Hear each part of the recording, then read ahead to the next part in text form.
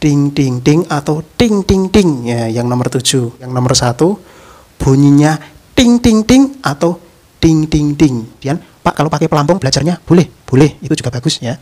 Itu belajar untuk mengapung.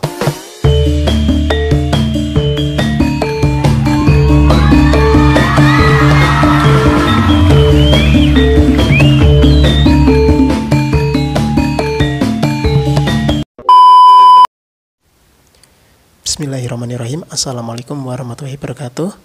Selamat pagi anak-anakku semuanya. Semoga anak-anakku semuanya dalam keadaan sehat dan bergembira. Untuk kali ini kita akan melanjutkan pembelajaran yang kemarin ya. Kemarin kita sudah pembelajaran 1, pembelajaran 2, pembelajaran 3 ya.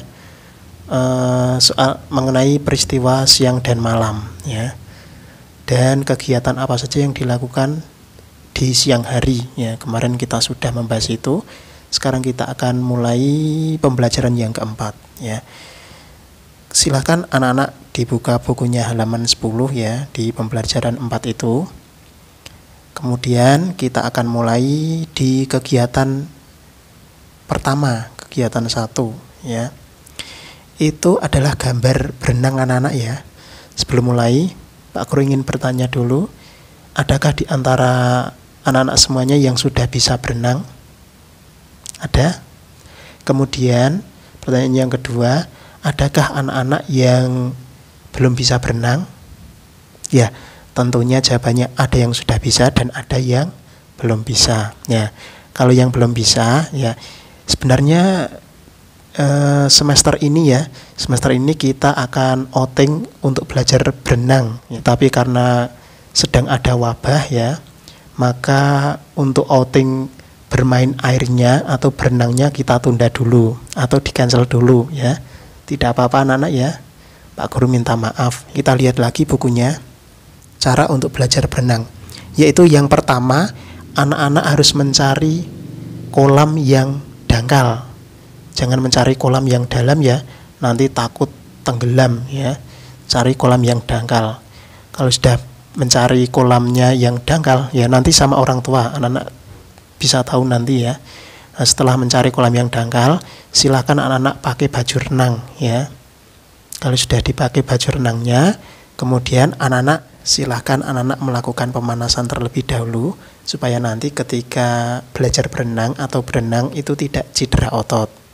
Kemudian lihat gambarnya, berdiri di tepi kolam ya, tetapi sambil di dalam air ya, di dalam air tetapi berdiri di pinggirnya sambil berpegangan. Bisa juga dengan berpegangan dengan orang tua juga boleh. Kalau sudah, silakan anak-anak lakukan berjalan di dalam air ya, bisa dilihat berjalan di dalam air. Tujuannya yaitu untuk melatih keseimbangan badan, supaya anak-anak ketika berjalan di dalam air itu badannya bisa seimbang ya.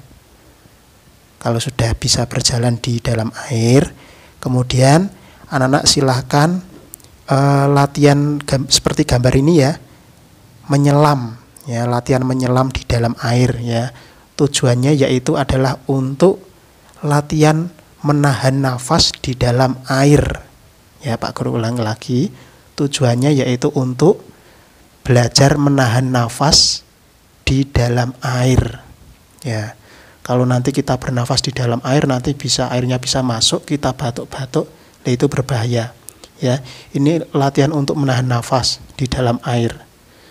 Kemudian setelah menyelam, anak-anak bisa ke tepi lagi dan berpegangan di pinggir kolam. Dan kemudian latihan mengapung seperti gambar tersebut ya. Anak-anak juga bisa latihan mengapung bersama orang tua, juga bisa berpegangan tangan dengan orang tua, atau berdiri di tepi seperti gambar ini juga bisa ya. Kemudian, Pak kalau pakai pelampung belajarnya boleh, itu juga bagus ya. Itu belajar untuk mengapung ya. Kapan-kapan anak-anak bisa dipraktekkan ya, bisa mengajak dengan orang tuanya pergi ke kolam renang ya. Kemudian anak-anak lihat gambarnya lagi dan silahkan anak-anak tinggal menarik garis saja di situ sesuai gambar ya dan kalimatnya. Silahkan dipilih sesuai dengan jawaban yang benar. Itu mudah anak-anak ya. Untuk kegiatan yang satu itu sudah paham anak-anak ya. Kalau sudah paham, kita akan melanjutkan kegiatan yang kedua. Nah, berarti kan di kegiatan yang kedua di situ ada kalimat ya. Ada kalimat, silahkan nanti anak-anak tinggal menyalin kalimatnya di situ ya. Ditulis lagi di situ menggunakan tulisan tegak bersambung. Ya. Ini masih belajar, tidak apa-apa anak-anak ya, pelan-pelan saja. Silakan ditulis menggunakan tulisan tegak bersambung. Dari nomor 1 sampai nomor 5 ya, pelan-pelan saja. Ya. Kalau itu tadi sudah selesai ya, kita akan lanjutkan di kegiatan yang ketiga.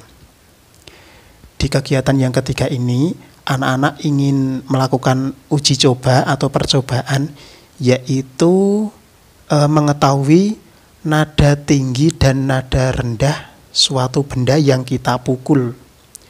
Contohnya kita di sini akan memakai sebuah botol ya. Nanti silakan anak-anak bisa dicoba menyiapkan 7 botol. Kalau tidak ada botol, bisa memakai gelas ya. Sejumlah 7 ya. Nanti gelas yang pertama itu kita isi air sedikit. Gelas yang kedua atau botol yang kedua ya, kita isi agak banyak airnya. Kemudian yang ketiga semakin banyak, 4 semakin banyak, sampai botol yang ketujuh atau gelas yang ketujuh isinya sampai penuh. Nanti dipukul yang nomor 7 itu ya, yang isinya penuh airnya tadi, dipukul pelan-pelan, jangan keras, nanti pecah ya. Dipukul, kira-kira bunyinya bagaimana? Nadanya tinggi atau rendah? Ting ting ting atau ting ting ting ya, yang nomor 7. Kemudian di gelas yang nomor 1 atau botol yang nomor 1 bunyinya ting ting ting atau ting ting ting. Silakan nanti dicoba. Ya, coba anak-anak bisa dilihat gambarnya ya. Di situ ada sejumlah 7 botol ya. Itu berisi air ya. Botol yang pertama airnya sedikit sampai 7 itu penuh. Nah, itu nanti ketika anak-anak sudah dilakukan uji coba, silakan anak-anak lengkapi pertanyaan di bawahnya ini ya. Sudah paham anak-anak ya? Kalau sudah paham, Pak Guru ucapkan terima kasih sudah menyimak video ini. Semoga video ini bisa bermanfaat untuk anak-anakku semuanya. Kita bisa ketemu lagi besok ya. Terima kasih, sampai ketemu, tetap semangat belajar di rumah saja ya. Pak Guru salam dulu. Wassalamualaikum warahmatullahi wabarakatuh. Dadah.